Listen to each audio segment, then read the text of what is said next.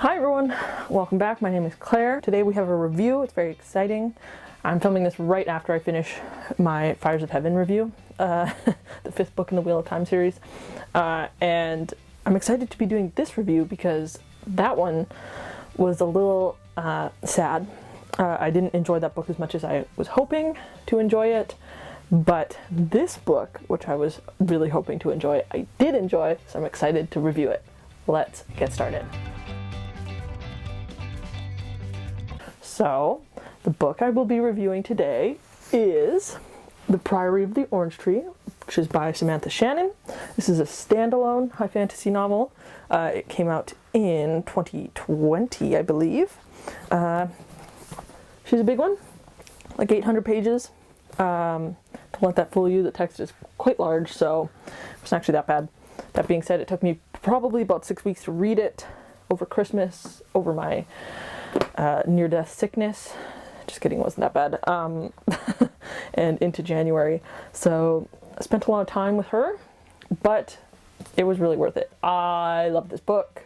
I love this book. I love this book. And this is going to be a video where I tell you to read it. This is the kind of book that I know sits on a lot of people's shelves. I've seen it all over Instagram and here on YouTube of people who have this book who are like, wow, this is a beautiful book. And I've heard so many good things about it. And then they don't read it. I was like that for a long time. It's huge. I was kind of like, ooh, I don't know if I want to invest in an 800-page book. But this is going to be me telling you to read this book. This book is amazing. This was so good. We're going to jump into it as opposed to just completely unhinged, chaotic me telling you that I love this book. What works about this? First of all, I like that it's a standalone. This is great. This is the whole story. This is it. I'm sad that there's no more books currently in this world, but I do appreciate that this is a standalone. Beginning, middle, end. I just liked that everything was contained in here. The characters are so strong. They're so good. We begin this book. If you are not familiar with the plot, it takes place in a fictional world of kingdoms, knights, and there's 4 POVs across the land. There's a west and an east, and it is a time of turmoil, of change. There's dragons rising more frequently in places where they are not welcome. There is a queendom that is on the verge of collapse. There are assassins at the queen's door. There are ambassadors being sent out to dangerous lands. Very exciting. That is not a good summary of what this book is about. I would encourage you to find one that is. But that is to tell you that this is the kind of fantasy I really enjoy. One that is really classic high fantasy. Very, I don't know how to describe what I mean by high fantasy.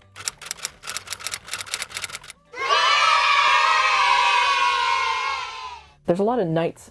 The kingdom is called Virtudom, and there's just like chivalry. It's very medieval. The main Western kingdom, Innis is how I pronounce it in the book.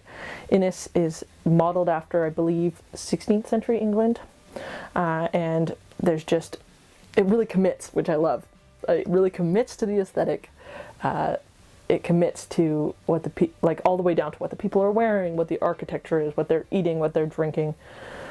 The way that they talk, everything is committed to this medieval / Renaissance aesthetic, which I appreciate. A lot of modern fantasy, for better or worse, it's totally up to you with what you like, is kind of ambiguous in its time period. I've been watching The Witcher lately, the Netflix TV show. And it's really great, and I'll probably talk about it eventually once I finish season 2.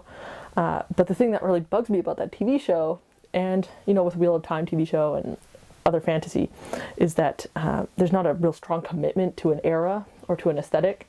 What I like about this is that you could tell that the author, Samantha Shannon, has spent some time considering what the aesthetic of this book will be and wanted to root it in a really specific time and place, and really draw upon those inspirations when creating the aesthetic of this book, which I appreciate. I love that.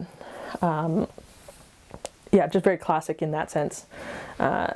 Classic in its text, in the way that the characters speak, very kind of Tolkien in that way, you know, just old-fashioned, which I really appreciate. Obviously, when you say old-fashioned, classic, all those kind of things, you know, I kind of get a little itchy scratchy because it's like, oh, is this gonna be, you know, like every other fantasy where the gallant knight, you know, saves the land and the only female character is the love interest damsel in distress. No, that's not the case in this book. This book, which really upped it for me, is really female strong. All the female characters in here are really strong, really awesome. They all have really clear purpose, really clear motive, characterization. Nothing is out of place really in terms of the characters. I never felt like, ooh, you feel unnecessary, or you feel like you're serving this other character so that they can feel this way. All of the main characters, all the side characters really felt intentional. They felt fully fleshed out, and it was exciting to read them. This is a rare instance where I enjoyed reading all 4 POVs. That is not often the case, that I can actually even think of another time where I really genuinely enjoyed reading all 4 POVs, or whatever POVs there were. I remember reading Game of Thrones in high school and getting to a certain character's chapter and being like, okay, how quick can I speed read this one, because I really don't care. That was not the case in this one. So I think that also lends itself to how strong the characters are. That throughout I was excited by them, by their thoughts, by where they were going, their arcs, all that kind of stuff. In line with that, the other thing I appreciated that happened here, especially with a standalone, I think it's super important. There was not a lot of, you know, early development. Like, there wasn't a lot of, this character needs to discover who they are at the beginning of the book. Like, they are nothing, and then they have to build up towards something. All the characters at the beginning of this book are established, not in a way that's confusing, but in a way that you don't have to read through, you know, the montage scenes of them learning their powers, or like all that kind of stuff. There is, you know, development, character development. There is learning of powers in this book, but it's not in the same way that, you know, happens with, for example, Wheel of Time, where characters learn, are they, you know, the central figure in this prophecy or not? And they have to, like, you know, learn how to be a channeler or things like that. That's not a bad thing. It's a luxury that you can have when you have, you know, a 10 or 14 book series. But it can really bog down shorter series. So that is not the case here. We hit the ground running, court politics, you know, characters that are established, intentional, well written, which is exciting. Okay, now, I liked every aspect of this book. For me, this is a 5-star read. I love court politics in fantasy, in books in general, you know, intrigue, the who's who, the court gossip, all that kind of stuff is stuff is so tasty to me. But there is a very genuine critique of this book, which I will discuss, and that is pacing. And it's not that I don't agree, it's just that this book worked so well for me that I didn't mind, you know. I weighed the sins and the amazing parts of this book, and I just felt like the really great things in this book outweighed the bad. But the pacing in this book is not perfect. The first act is really slow. Again, I like it. I like slow books. I like slow burns. I liked the court politics of this, the really quiet, gentle ramping up of issues. I found really interesting, but again, it's not for everyone. So yeah, the first act I would say is definitely slow. And then the one that I really do kind of agree with is, people have been saying it a lot, this book has a lot to do in the last 100 pages. Like, you get to page 700 and you're like, how is this book going to tie up all these loose ends in the next 100 pages? Like, how are we going to end this? Like, this feels like there's no way that you could resolve everything. And then suddenly it's like, boom, boom, boom, boom, boom, boom, boom. Finished. You're like, whoa, what happened? So yeah, this book resolves pretty quickly at the end. And I think that's just, unfortunately, due to the fact that the vision was always to have this as a standalone. So there's no room for, you know, setting up a sequel or allowing a second book to do some of the heavy lifting on the back end of this one. you know, when you write a standalone, it has to have a beginning, middle, and end. And unfortunately, the end kind of comes a little too late in this one, and it's a really, really quick ending. Not to say that it's not satisfying. I think it definitely is. It's just unfortunate because I enjoyed the slow build up of the beginning, the increase in speed in the middle, that when it just gets resolved in the end, it does feel a little bit of like a drop off. But all that being said, this book was really, really great, and it's still amazing. Regardless of the pacing issues for me, I still really enjoyed it.